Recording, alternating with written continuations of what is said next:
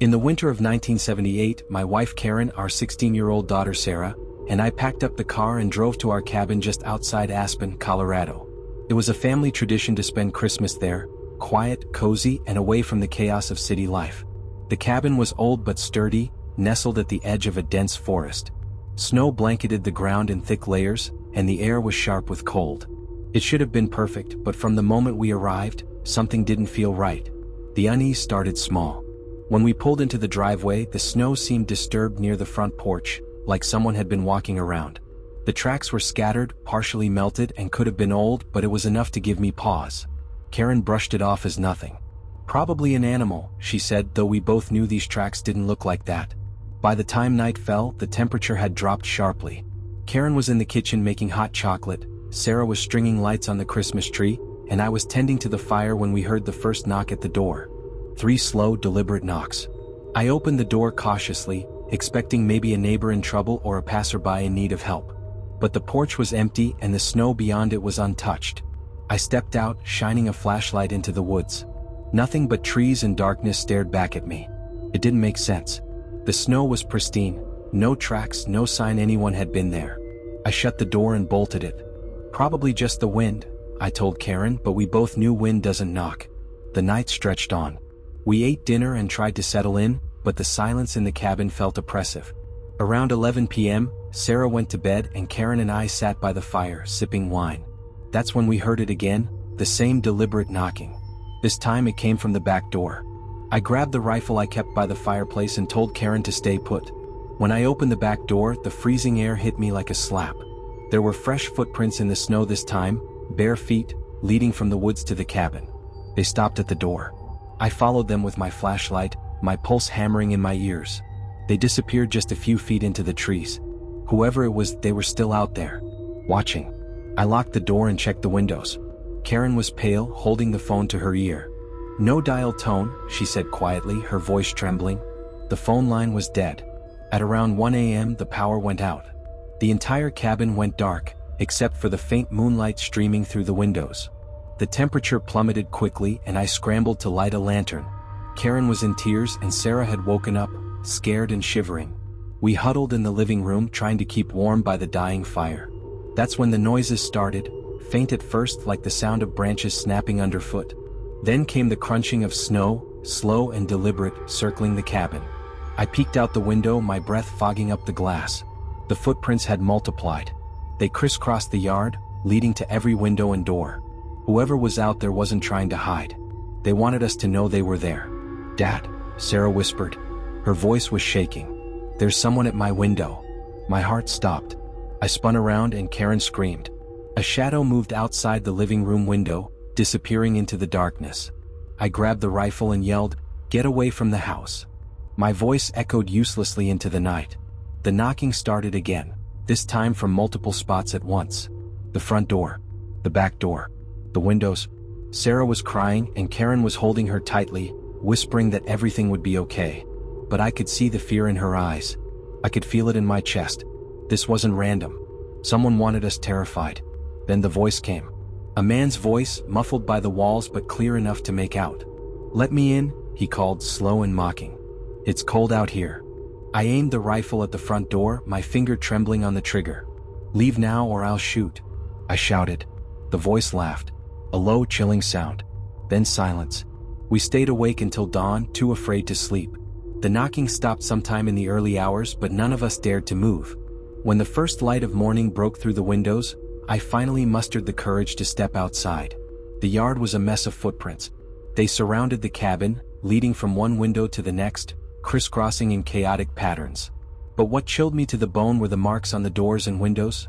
Deep scratches like someone had dragged a knife or some other sharp object across the wood and glass. We packed up and left that morning, abandoning the cabin. I didn't report it to the police. What could I say? That someone had terrorized us in the woods? That they'd knocked but never tried to break in? It didn't make sense. A few weeks later, I read in the paper that another family had stayed at a cabin near ours. They weren't so lucky. The father was found dead just outside the front door, his throat slit. The mother and 2 children were missing and the cabin was ransacked. The tracks in the snow matched the ones we'd seen. To this day I don't know who or what was out there that night. But I do know this. If you hear a knock in the middle of the night, don't answer it. Because sometimes they don't want to come in. Sometimes they just want you scared.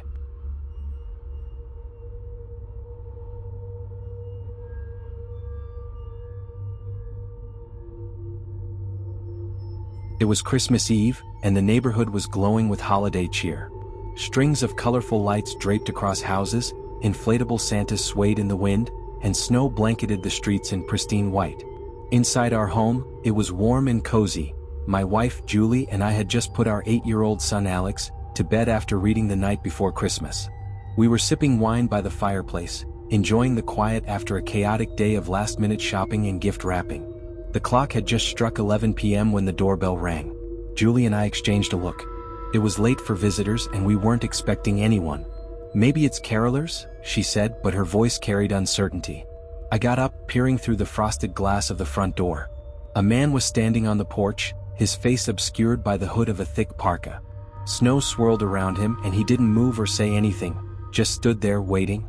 I opened the door slightly, careful to keep the chain latched. "Can I help you?" I asked. The man didn't respond right away. Then, in a low, gravelly voice, he said, "I'm sorry to bother you. My car broke down. Can I use your phone?" His face was shadowed, but something about his tone made me uneasy.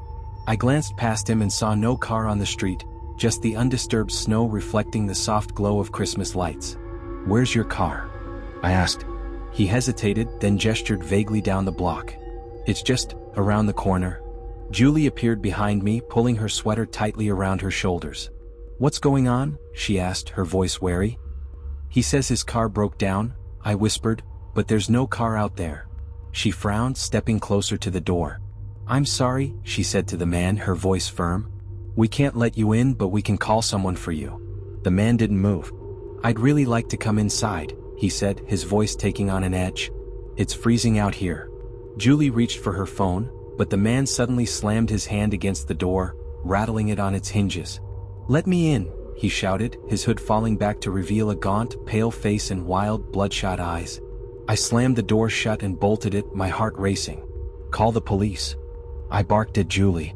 As she dialed, the man began pounding on the door, each hit more frantic than the last. "You have to let me in," he screamed. "He's coming. He's coming."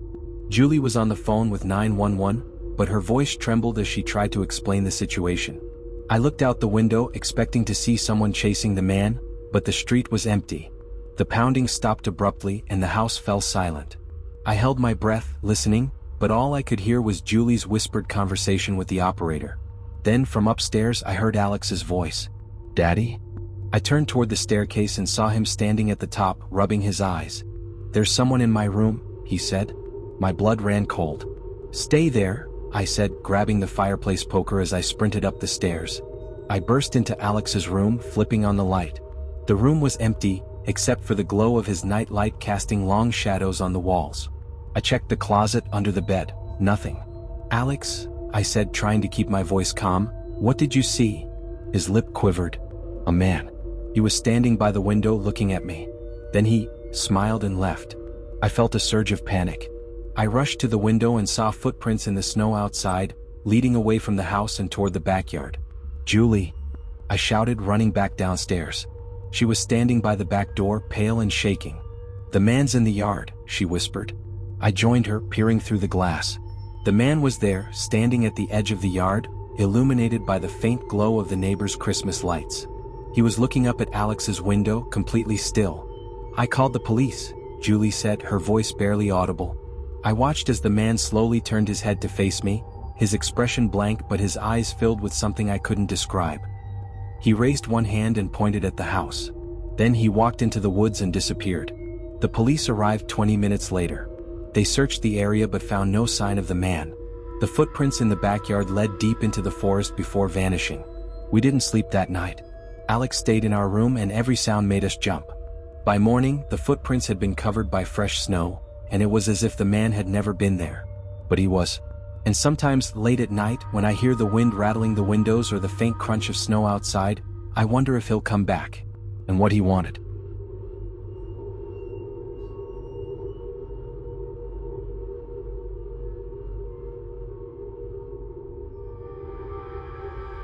It was Christmas Eve, and like every year, my family was busy with last-minute preparations. The smell of cinnamon and pine filled the house, and the living room glowed with the warmth of the fireplace and the multicolored lights of the Christmas tree. My wife, Laura, was upstairs tucking our 10-year-old son Max into bed, while I stayed in the kitchen, wrapping the last few presents we'd picked up that afternoon. Just as I finished, I noticed a small, unmarked gift under the tree.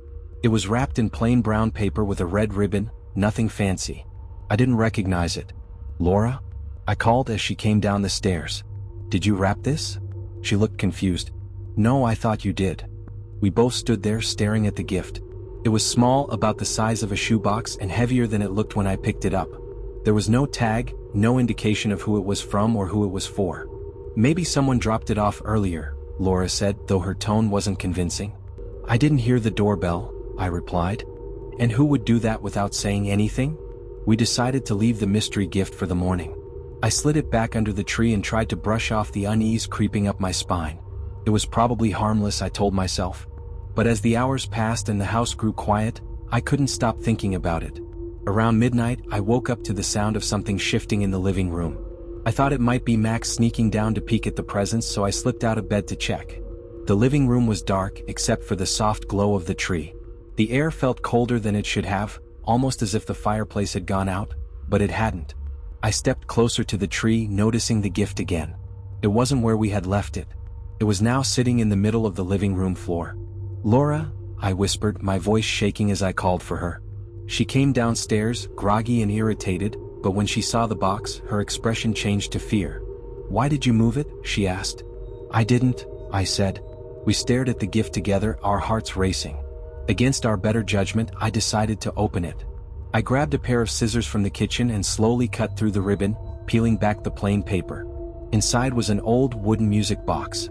It looked antique, with intricate carvings on the sides and a small, tarnished brass handle. "Why would someone give us this?" Laura whispered. "I don't know," I said, feeling a chill run through me. I turned the handle hesitantly, and the music box began to play a hauntingly slow rendition of Silent Night. The melody filled the room, unnerving in its tinny, distorted sound. Then we heard it, a faint thud from upstairs. "Max." We bolted up the stairs and threw open his bedroom door. His bed was empty, the sheets tossed to the floor. The window was open, snow blowing in from outside, even though it had been closed earlier. "Max!" Laura screamed, running to the window. I ran through the house, checking every room, every closet, but he wasn't there. Panic gripped me as I rushed back downstairs. That's when I saw it. The music box was back under the tree, sitting where it had been before. The lid was open and the melody was still playing, but slower now, almost dragging. Next to it was a single sheet of paper with 4 words scrawled in black ink. "He belongs to us." We called the police, but they found no sign of Max or anyone who could have taken him. There were no footprints in the snow outside the window, no evidence of forced entry, nothing. Days turned into weeks, and despite endless searches, we never found him. The music box disappeared the night after Max went missing, and no one could explain where it had come from or who had left it. Even now, years later, I still wake up to the faint sound of Silent Night playing in the distance, like a cruel reminder of what we lost. And every Christmas Eve, I can't help but check under the tree, dreading the possibility that the box might return.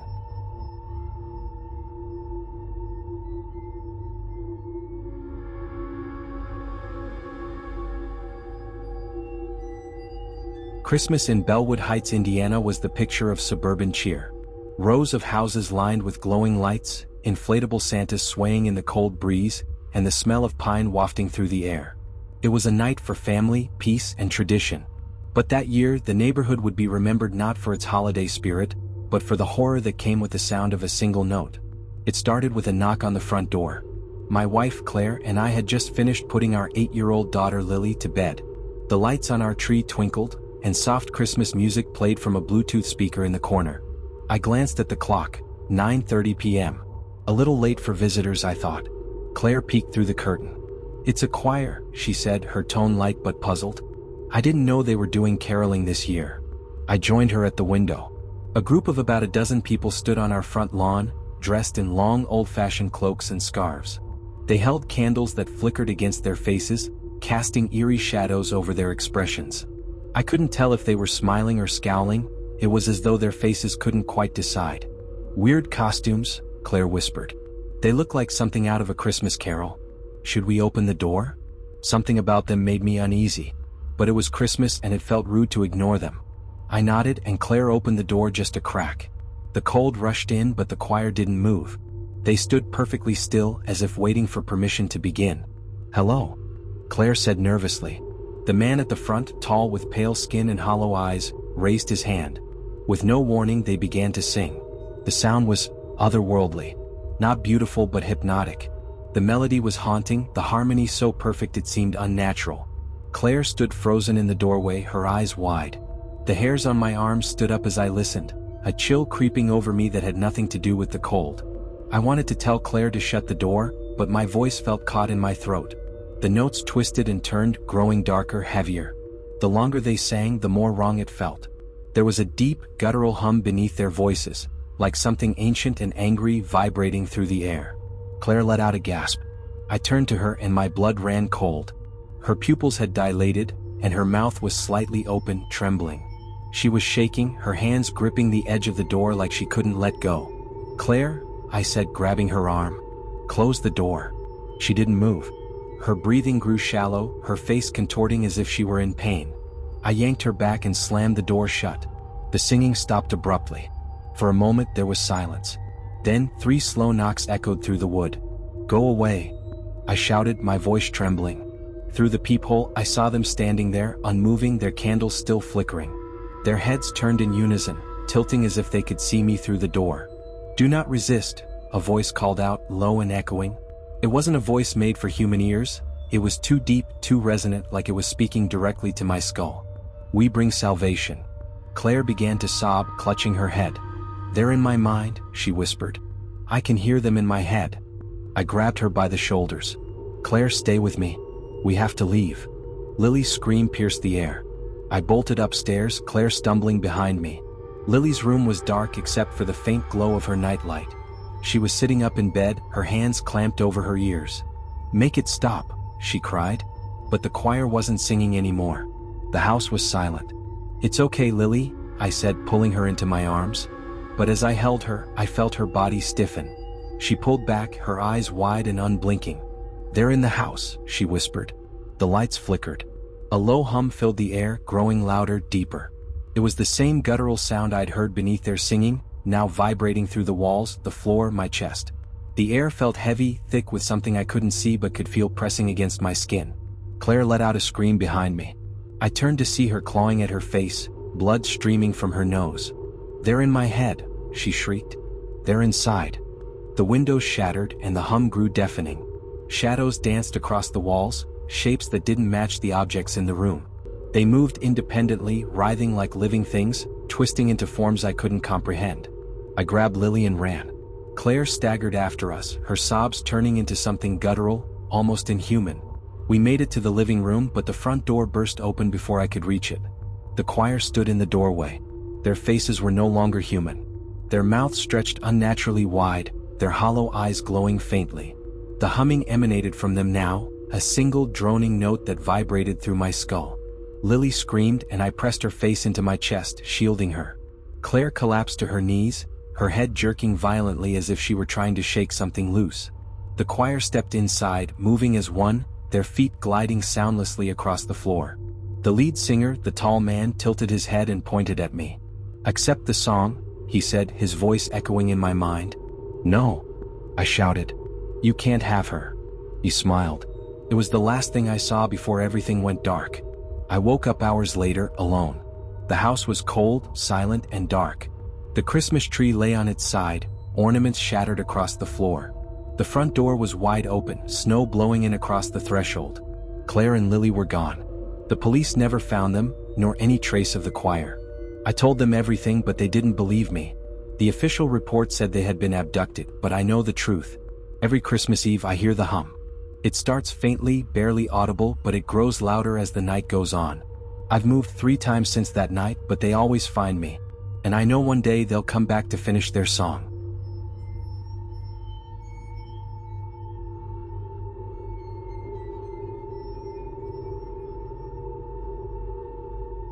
Cedar Pines, Michigan was one of those towns where Christmas seemed to pour out of every corner. Every house had lights strung up, glowing reindeer on the lawns, and giant inflatable Santas waving at passing cars. My wife, Ellen, and I had just moved into the neighborhood a month prior, and while I was indifferent to the holiday frenzy, she was thrilled to be part of it. "You have to hang the wreath," Ellen said as we unpacked yet another box of decorations on Christmas Eve morning. The wreath had been a gift from our next-door neighbor, Mrs. Dorsey. She was a sweet older woman with a penchant for homemade crafts. When she handed us the oversized wreath earlier in the week, she'd said, "It's a Cedar Pines tradition. Every family has one." The wreath was huge, made of dark, dried-out branches intertwined with red and gold ribbons. At its center hung a cluster of bells, tarnished and uneven, like they'd been hastily stitched in. It wasn't exactly festive, but Ellen adored it. "It's a little creepy," I admitted, holding it up. The branches felt brittle, almost sharp against my fingers. "Oh, stop," Ellen said, swatting my arm. "It's charming. Go hang it up." By evening, the house was fully decorated. Ellen had insisted on baking cookies for the neighbors, and I was lounging on the couch, enjoying the rare moment of quiet. The snow outside was falling steadily, blanketing the streets in a serene silence. Then the bells rang. I sat up, confused. The sound was faint at first, like wind chimes rustling in the breeze, but it didn't match the weather. The air was completely still. "Did you hear that?" I called to Ellen, who was in the kitchen. "Hear what?" I stood and moved toward the front door. The sound grew louder, high-pitched, uneven jingling. I opened the door, expecting to see a stray decoration blown loose, but the porch was empty. The wreath, however, was moving. The bells at its center were swaying gently, even though there wasn't the faintest breeze. I took a step back, my chest tightening. "Ellen," I called again, this time more urgently. She appeared behind me, wiping her hands on a dish towel. "What's wrong?" "The wreath," I started, but the words caught in my throat. The wreath had stopped moving. The bells hung still, their tarnished surfaces dull in the glow of the porch light. Ellen laughed. "You're imagining things. Come inside, it's freezing." I wanted to argue, but I let her pull me back inside. I locked the door behind us, my unease growing. Later that night, Ellen went to bed early, but I stayed up, unable to shake the feeling that something was wrong. The bells were still jingling faintly, just at the edge of hearing. At around 1 a.m., I decided to check the porch again. I grabbed a flashlight and opened the door. The snow was untouched, no sign of wind or anything that could explain the sound. But the wreath was different. The branches seemed darker, glossier, as if they were slick with something. And the bells, there were more of them now. I couldn't say how many, but enough to notice the difference. "Did you add more bells to this thing?" I muttered, even though I knew the answer. As I stared, the wreath seemed to shift, almost imperceptibly. It wasn't the wind. The branches themselves seemed to writhe, like the legs of an insect. I slammed the door shut, my hands trembling. I didn't sleep. Every time I closed my eyes, I heard the bells. Louder now, more insistent, as if they were calling me. At around 3 a.m., I heard a loud crash downstairs. I bolted out of bed, Ellen stirring groggily behind me. "What was that?" she murmured. "I don't know. Stay here." I grabbed a baseball bat from the closet and crept down the stairs. The living room was dark, lit only by the soft glow of the Christmas tree. Shattered ornaments glittered on the floor, and the front door was wide open. The wreath was no longer hanging. I stepped outside, the freezing air biting at my skin. The wreath was lying in the snow, several feet from the porch. The branches were moving again, curling inward and outward like it was breathing. And the bells, they weren't jingling anymore. They were screaming. I stumbled backward, my heart pounding. From the corner of my eye, I saw movement near the edge of the yard. Figures. They were tall and thin, cloaked in darkness, their faces obscured. They were walking slowly toward the house. "Ellen!" I shouted, slamming the door and locking it. She came running down the stairs, panic in her eyes. "What's going on?" "They're out there," I said, struggling to catch my breath. "Something's out there." She looked out the window, her face paling. "Oh my God." The figures were closer now, their movements jerky and unnatural. And then I saw it, each of them was holding a wreath. The bells began again, louder than ever, shaking the entire house. The walls vibrated, the ornaments on the tree clinking together. "They're coming," Ellen whispered, her voice trembling. The lights flickered and died, plunging us into darkness. I grabbed Ellen's hand and pulled her toward the back door, but before we could reach it, the front door exploded inward. The figures stepped inside, their wreaths glowing faintly like embers. I swung the bat at the closest one, but it passed straight through as if they were made of smoke. The last thing I heard before everything went black was the sound of the bells, chiming in perfect, terrible harmony. I woke up to silence. The house was empty. Ellen was gone. The snow outside was untouched, and the wreath was back on the door, its bells still and silent. No one believed me when I told them what happened. The police thought Ellen had left me, but I knew the truth. Every Christmas Eve, I hear the bells again, faint at first, but growing louder as the night goes on. And every year, the wreath appears on my door no matter where I go.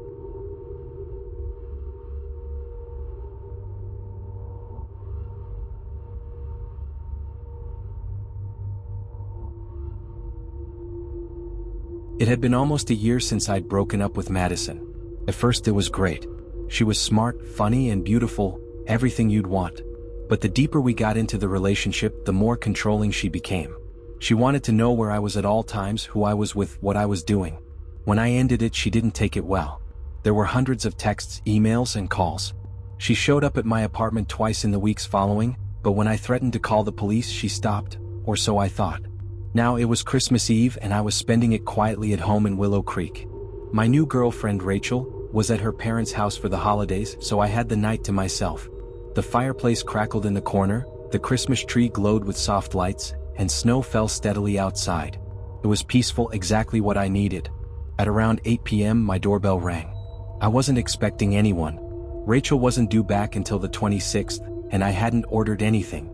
I got up, peeking through the peephole. A package sat on the porch, wrapped in glossy red paper with a golden bow. There was no delivery truck in sight, no footprints in the snow leading to the house. I hesitated, a prickle of unease creeping up my spine. Against my better judgment, I opened the door, grabbed the package, and brought it inside. It was heavy, about the size of a shoebox.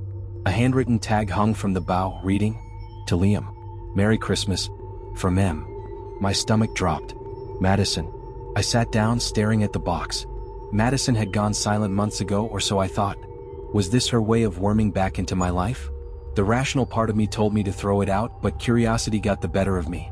I peeled off the bow and unwrapped the paper, revealing a plain cardboard box sealed with tape. Inside was a thick, black photo album. I flipped it open. The first few pages were innocent enough. Photos of Madison and me from the beginning of our relationship.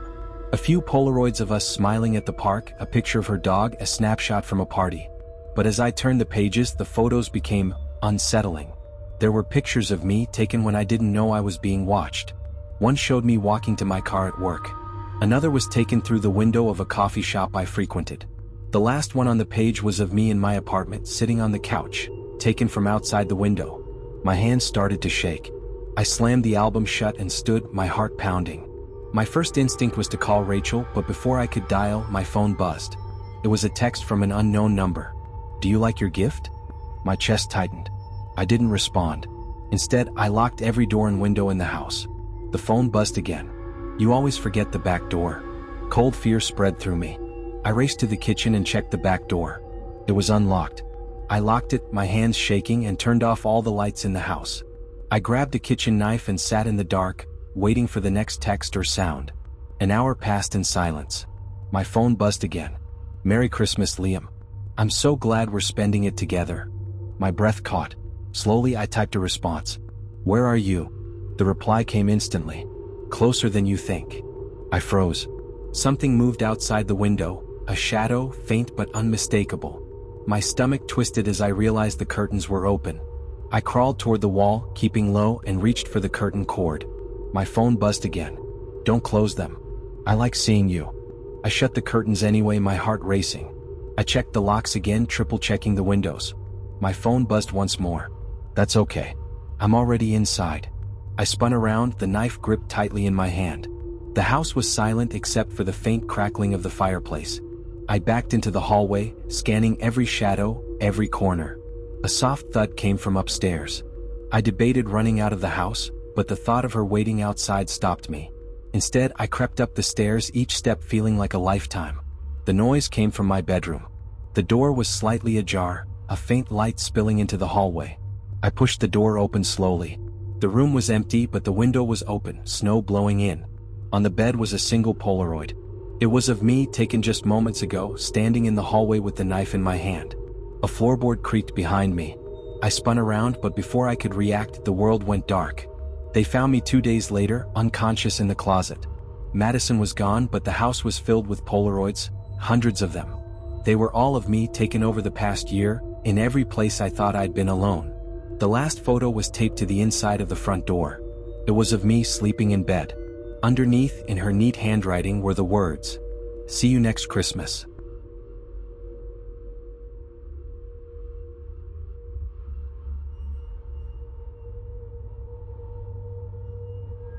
The Cold Experiment.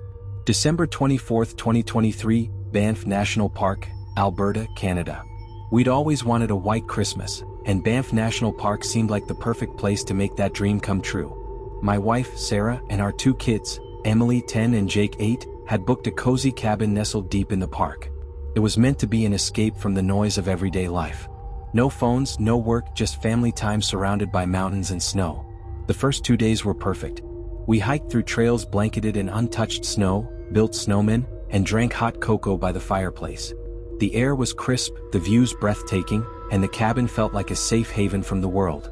But as Christmas Eve crept closer, the peaceful isolation began to feel less like a luxury and more like a trap. It started with the neighbors. We hadn't expected to see many people out here, but 2 days in, another family moved into the cabin down the road. They seemed normal enough. A man, a woman, and their 2 teenage sons. We waved to them during a walk and they waved back, though they didn't smile. Something about them felt off. "They're probably just tired," Sarah said when I brought it up later. "Tired or unfriendly," I muttered. The next morning, Emily came back from playing outside, her cheeks flushed and eyes wide. "Dad," she said, "the boy from the other cabin was watching me." "Watching you?" She nodded. He didn't say anything. Just stood in the trees, staring. I frowned but didn't want to overreact. "Stay close to the cabin," I said. "Just in case." That night, as the kids were playing a board game by the fire, there was a knock at the door. Sarah and I exchanged a glance. We weren't expecting anyone. I opened the door to find the man from the neighboring cabin standing on the porch. He was tall and broad-shouldered, his face pale in the moonlight. "Evening," he said. His voice was flat, almost robotic. "Just wanted to let you know the weather's turning. You might want to head back to town tomorrow." "Thanks for the heads up," I said, trying to sound polite. He didn't respond, just stood there, his eyes fixed on something behind me. "Merry Christmas," he said finally, his tone hollow, before turning and walking back to his cabin. The next morning the storm hit. Snow piled up faster than we'd ever seen, and the road back to town became impassable. I checked the weather report on my phone, but there was no service. That afternoon Jake noticed something strange. "Dad, look," he said, pointing out the window. Footprints. Dozens of them, circling the cabin, overlapping as if someone, or several someones, had been pacing around in the snow. "Stay inside," I told the kids, my stomach nodding. By nightfall the power went out. The cabin plunged into darkness, save for the dim glow of the fireplace. We lit a few candles, but the storm made the air feel colder, heavier. Around 9 p.m. there was another knock at the door. This time, it was the woman from the neighboring cabin. She was smiling, but it didn't reach her eyes. "We saw your lights go out," she said. "You're welcome to come over to our cabin. We have a generator." I hesitated. "We're fine, thanks." Her smile faltered. "It's going to get much colder tonight." "Are you sure?" "We'll manage," I said firmly, closing the door before she could respond. Sarah looked at me, her face pale. "What are they doing?" she whispered. "I don't know," I said. "But we're not going anywhere near them." The night stretched on, the storm raging outside. Every noise, branches creaking under snow, the wind howling, set me on edge. Around midnight I heard it, a faint tapping sound coming from the windows. I grabbed the fire poker and approached the nearest window, peering out into the dark. Nothing. The tapping came again, this time from the back of the cabin. I spun around, my heart racing. "Dad," Emily whispered, her voice trembling. "They're outside." I moved to the back window, pulling the curtain aside just enough to see. The family from the neighboring cabin was standing in the snow, motionless. All 4 of them. The parents, the sons. Their heads tilted slightly, their eyes fixed on the cabin. "What do you want?" I shouted, my voice cracking. They didn't respond. They didn't even blink. Then as one, they raised their arms and pointed toward the door.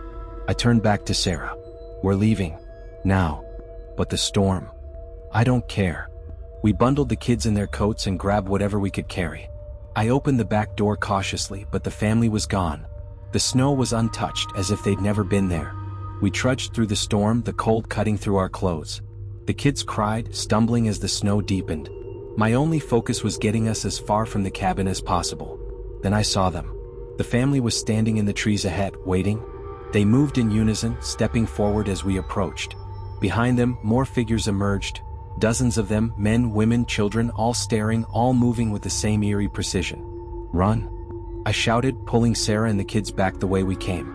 But the figures were everywhere now, closing in from all sides. Their movements were too smooth, too coordinated. We were forced back to the cabin. I bolted the door, my hands trembling. Outside, the figures stood in the snow, surrounding us. "Why are they doing this?" Sarah whispered. Then the front door burst open. They dragged us outside, their hands ice cold, their grips unbreakable.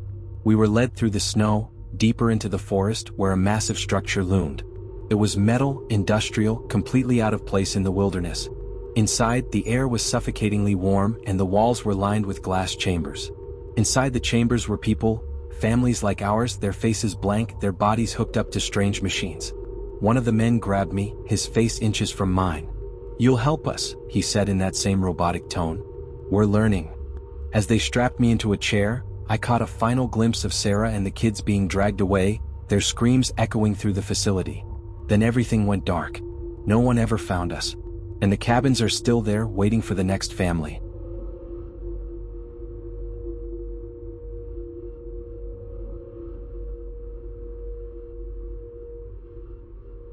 It was a quiet Christmas Eve when I first heard about Silent Night, the final reel. My best friend Mike called me out of the blue and insisted we watch it. "You have to see this," he said, his voice shaky. "It's insane. Creepiest Christmas movie ever." I found it on some underground forum. I rolled my eyes. "Mike, it's Christmas Eve. I'm not watching some crappy B-movie." "It's not like that," he insisted. "It's different. Just come over. Please." Reluctantly, I agreed. I didn't have much going on anyway, and Mike sounded desperate. He said he'd started watching it the night before but couldn't finish it. Something about it, he'd said, it's like it gets in your head. When I got to his apartment, the place was a mess. Pizza boxes were stacked on the coffee table, the lights were dim, and the TV was paused on the movie's title screen. Silent Night, the final reel, was written in jagged, flickering letters that seemed to pulse with the sound of distant static. Mike looked like hell. His eyes were bloodshot, and his hands wouldn't stop shaking as he handed me a beer. "You okay, man?" I asked, sitting down. "Just watch," he said, ignoring my question. The movie started with an old black and white scene of a family sitting around a Christmas tree. They were laughing, opening presents, but something about it felt wrong. Their smiles were too wide, their laughter distorted like a warped record. As the camera zoomed in on their faces, I realized their eyes were empty, literal black holes where their eyes should have been. A low hum started, growing louder and louder until it was deafening. "Turn it off," I said, but Mike shook his head. "You have to see it through," he muttered. The movie cut to a grainy shot of a small town, covered in snow. Carols played faintly in the background, but the streets were empty. The camera panned to a house where a man was sitting at a table, staring at a Christmas ornament. Slowly, he began smashing it into his face, the shards cutting into his skin. Blood splattered on the walls as the camera lingered on every agonizing detail. "Mike, what the hell is this?" I stood up, reaching for the remote, but he grabbed my arm. "Don't," he said, his voice trembling. "If you stop it, it's worse." I yanked my arm free and turned the TV off. The screen went black and the room fell silent. Mike stared at me, his face pale. "You shouldn't have done that," he whispered. Before I could respond, the static returned, louder than before. The TV flicked back on by itself, showing the man from the movie. But now he was staring directly at us, his face pressed against the screen. Mike screamed and threw the remote at the TV. The screen shattered, plunging the room into darkness. I helped Mike clean up the mess and tried to calm him down, but he was inconsolable. "It's not just a movie," he kept muttering. "It's something else. It gets inside you." I didn't sleep that night. Every time I closed my eyes, I saw the man's face, his hollow eyes boring into mine. The next morning I called Mike, but he didn't answer. Worried, I drove to his apartment. The door was unlocked and the place was eerily quiet. I found him in the living room. He'd hanged himself with a strand of Christmas lights. The broken TV was still on, showing the grainy black and white family from the movie. They were smiling again, but this time, their faces were splattered with blood. The police ruled it a suicide, but I knew better. Whatever was in that movie had gotten to him. I destroyed the copy he gave me, smashing the DVD into pieces and throwing it in the fire. But sometimes late at night I hear the static. And when I close my eyes, I see those black empty faces smiling back at me. I never finished the movie, but I know it's out there, waiting for someone else to press play.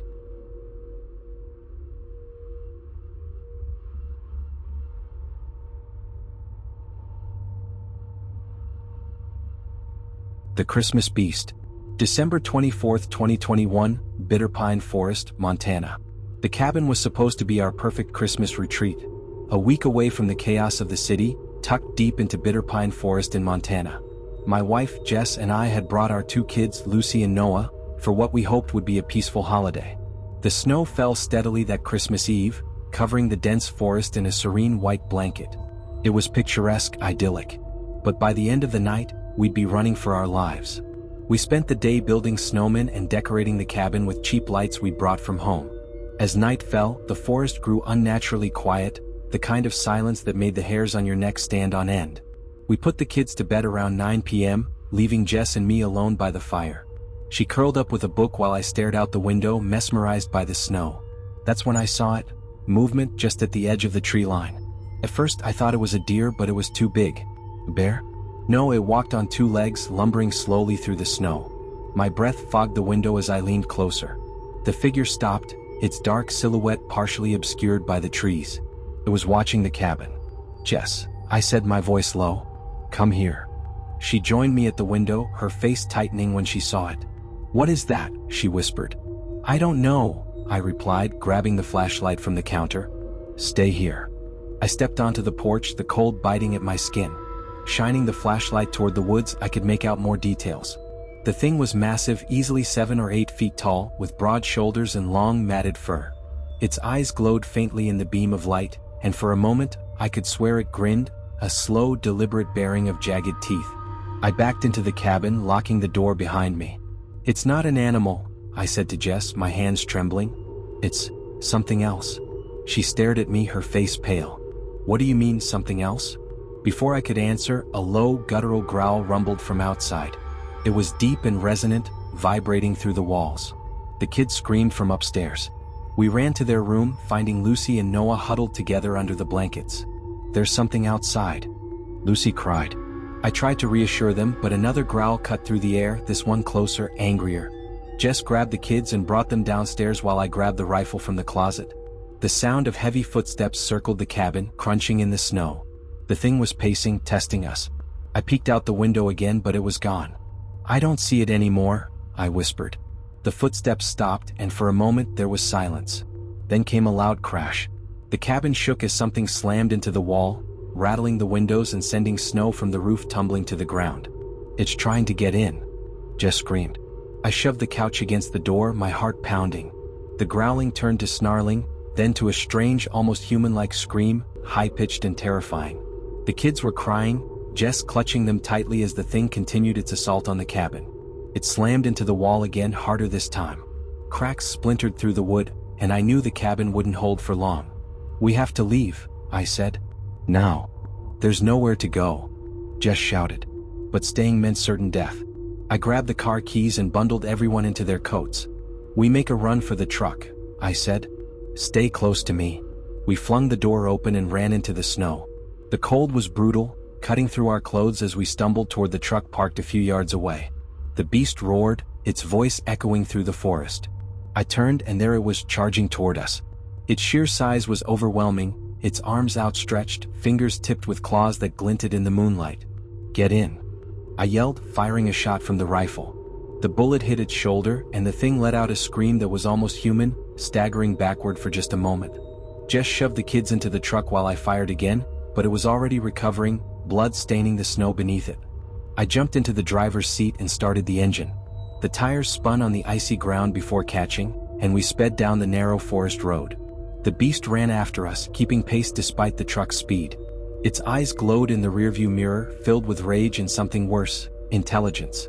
The truck swerved as I pushed it harder, the narrow road barely visible in the swirling snow. The beast lunged at us, slamming into the back of the truck with a force that nearly sent us off the road. The kids screamed and Jess clung to them, her face pale with terror. I slammed the brakes, spinning the truck around, and fired the last shot from the rifle. The bullet struck the beast in the chest, and it let out a deafening roar, collapsing to its knees. I didn't wait to see if it would get back up. I hit the gas and didn't stop until we reached the edge of the forest. We never went back to the cabin. When the rangers searched the area later, they found the cabin destroyed, claw marks gouged deep into the wood. But there was no sign of the beast. The only thing they found in the snow were massive footprints, leading deeper into the mountains as if it had simply disappeared.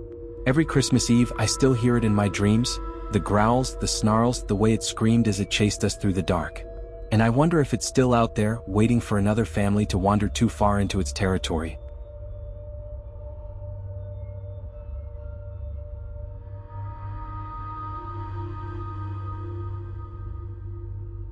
Our first Christmas in Frost Hollow was supposed to be magical.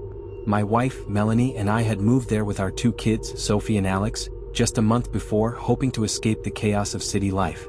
The little town was perfect, nestled in a snowy valley, surrounded by towering pines and full of friendly neighbors. On Christmas morning, we woke up to thick snow blanketing the yard. The kids ran outside to play, bundled in their new jackets and boots, while Melanie and I sipped coffee by the window. It wasn't long before Sophie called for me. "Dad, come help us build a snowman." I smiled, pulling on my coat and heading outside. The air was crisp, the sky a pale gray. Alex was rolling a massive snowball across the yard while Sophie worked on the middle section. Together, we built the tallest snowman I'd ever seen, topping it with an old scarf and a hat Melanie had found in the garage. For the face, we used coal eyes, a carrot nose, and a long, jagged stick for the mouth. "It's perfect," Sophie said, stepping back to admire our work. "Almost too perfect," I joked. But as I looked at it, I couldn't shake the feeling that something about the snowman was wrong. The way the coal eyes seemed to sink into the snow, the mouth curving slightly upward in a crooked smile, it gave me an uneasy feeling I couldn't explain. That night, the snowman stood silhouetted against the house, illuminated by the glow of our Christmas lights. After dinner, Sophie and Alex sat by the fire, dozing off while Melanie and I cleaned up. As I carried a plate to the sink, I glanced out the window and froze. The snowman was closer. It hadn't moved much, just a few feet forward, but it was unmistakable. I stared at it, trying to rationalize what I was seeing. Maybe the snow was blowing it down the hill, I thought. Maybe it was just a trick of the light. "Everything okay?" Melanie asked, noticing my expression. "Yeah," I said quickly. "Just tired." At around midnight, I woke to a sound, soft, rhythmic tapping. I sat up, listening. The sound came again, faint but deliberate, like someone knocking on glass. I slipped out of bed and crept to the living room where the curtains were drawn. The tapping continued, louder now. Slowly I pulled the curtain aside. The snowman was standing inches from the window. My breath caught in my throat. The coal eyes were pressed against the glass, and the jagged stick mouth had curled into a wide, menacing grin. Its stick arms were raised, almost as if it were trying to knock again. I stumbled back, my heart racing. Melanie came running into the room. "What's wrong?" she asked, panic in her voice. I pointed at the window, but when she looked, the snowman was gone. I spent the rest of the night on edge, unable to sleep. At dawn, I stepped outside, searching for any sign of footprints, but the yard was pristine. No tracks, no disturbances, just smooth, untouched snow. Sophie and Alex came downstairs, excited to play outside again, but I stopped them. "Not today," I said, my voice firmer than I intended. "Why not?" Sophie asked, confused. I didn't have a good answer. "It's too cold," I said lamely. That evening, the snow began to fall again and the house grew quiet. As Melanie read to the kids by the fire, I walked the perimeter, checking every door and window. I couldn't shake the feeling that we were being watched. At around 9 p.m., the lights flickered. The fireplace dimmed and the room plunged into shadow. Melanie looked up, frowning. Did the power go out? I grabbed a flashlight and headed for the breaker box in the basement. The air was colder than it should have been, and as I descended the stairs, the beam of my flashlight caught something on the wall. Scratch marks. Long, jagged gouges etched deep into the wood. I bolted upstairs, my pulse hammering. The living room was empty. The kids' blankets lay crumpled on the floor, and the fire had gone out completely. "Melanie?" I called. No answer. I checked the kitchen, the bedrooms, every corner of the house, but they were gone. Panicking, I grabbed my coat and ran outside. The snowman was back. It stood in the middle of the yard, taller than before, its stick arms stretched wide. Its coal eyes glowed faintly in the dark, and its mouth, now a gaping jagged hole, seemed to be laughing. Beneath it, in the snow, were drag marks leading into the forest. I followed the trail, my flashlight cutting through the dark. The snow fell heavier now, muffling my footsteps. The drag marks wound deeper and deeper into the woods until I came to a clearing. The snowman was there, looming over something. Its stick arms were now claws, sharp and splintered, and its head tilted as if it were watching me. At its base lay the scarves and boots my family had been wearing. "Melanie?" I shouted, my voice cracking. The snowman didn't move, but the wind picked up, carrying a sound with it: laughter. Deep, guttural laughter that echoed through the trees. I stepped closer, raising the flashlight, but the beam sputtered and died. The last thing I saw was the snowman's arm reaching for me, its claws outstretched, before everything went black. They found me 2 days later, wandering the edge of the woods, delirious and frostbitten. My family was never found. But every year when the snow begins to fall, I see it. The snowman, standing just beyond the tree line, waiting.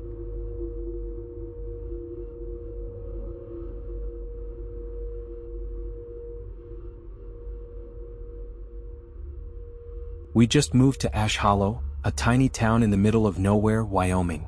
It wasn't much, a few houses scattered near the edge of the woods, the closest neighbor barely visible through the trees. But it was quiet, and after the chaos of city life, my wife Karen and I thought it would be the perfect place to raise our 6-year-old daughter Mia. That Christmas Eve, snow blanketed the ground and the air was still, almost unnaturally so. The kind of quiet where you could hear your own breathing. Inside, the house was warm, the tree twinkling softly in the corner. We just finished reading The Night Before Christmas to Mia and tucked her into bed. Karen went to wrap a few last-minute presents while I settled on the couch, staring out the window at the endless expanse of snow. At first I didn't notice it, just a faint flicker of movement in the dark. I squinted, thinking it was a deer or maybe a neighbor's dog, but the figure was too tall, too human. It was standing just at the edge of the trees, barely visible in the dim light. "Karen?" I called, keeping my eyes on the figure. She came into the living room, wrapping paper still in hand.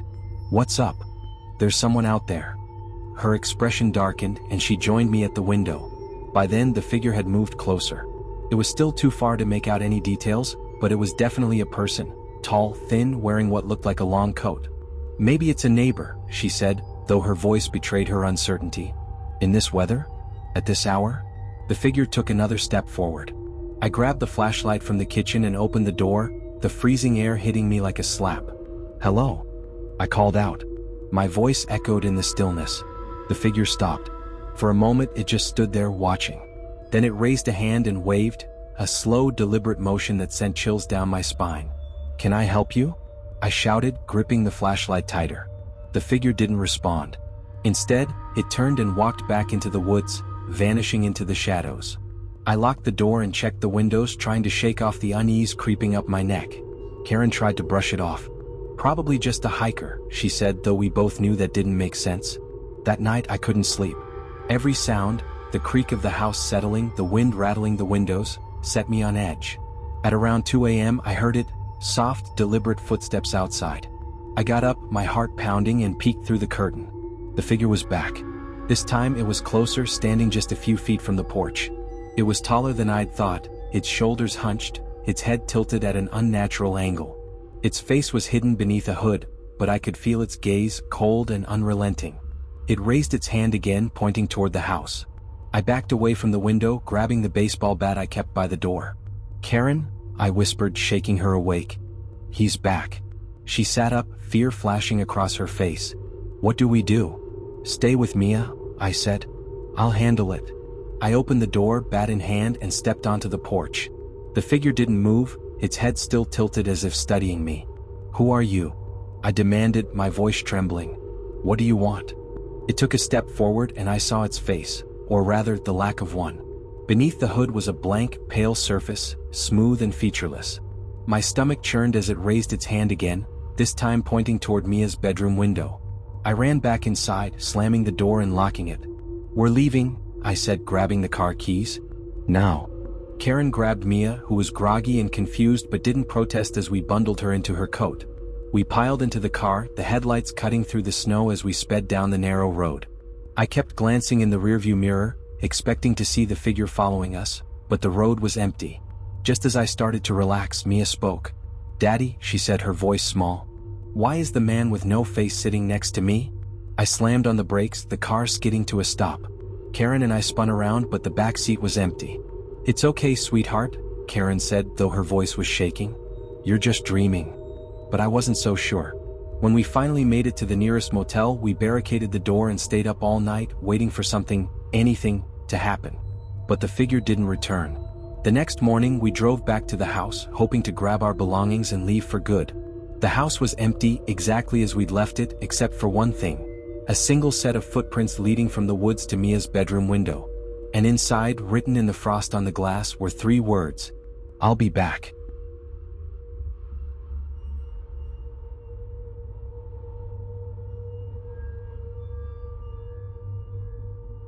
The Red Pine Resort was supposed to be the ultimate Christmas getaway, a secluded mountain lodge, nestled deep in the Colorado wilderness, where the snow sparkled like diamonds and the world felt miles away. My wife Laura and our 2 kids, Sam and Lily, couldn't stop talking about it during the long drive up. It was meant to be a perfect escape, skiing, hot chocolate by the fire, and cozy nights in our private cabin. We arrived on Christmas Eve just as the sun was setting behind the mountains. The lodge was even more beautiful than the pictures online. Wooden beams, snow-dusted roofs, and twinkling Christmas lights everywhere. Yet something about the place felt off. The staff were overly polite, their smiles a little too forced. And the other guests, they didn't seem happy. They barely spoke, their faces pale and drawn as if they hadn't slept in days. After we checked in, we decided to explore the grounds before dinner. Sam and Lily ran ahead, throwing snowballs at each other, while Laura and I followed the path that wound around the property. That's when we found it, a small, unmarked door at the base of the hill behind the lodge. It was carved into the rock, almost invisible beneath the snow. A rusted padlock hung loosely from the handle, as though someone had tried to lock it but given up. I knelt to examine it, brushing the snow away. "Storage, maybe?" Laura suggested, though her voice sounded uncertain. I tried the handle. It creaked open, revealing a narrow staircase leading down into darkness. A faint, musty smell wafted out, mingled with something else, something metallic. "Let's go back," Laura said, pulling the kids away from the door. "We'll ask about it later." That night, over dinner in the lodge, I mentioned the door to the waiter. He stiffened, his polite smile faltering for just a moment before he recovered. "Nothing to worry about," he said quickly. "Just old maintenance tunnels. Guests aren't allowed down there."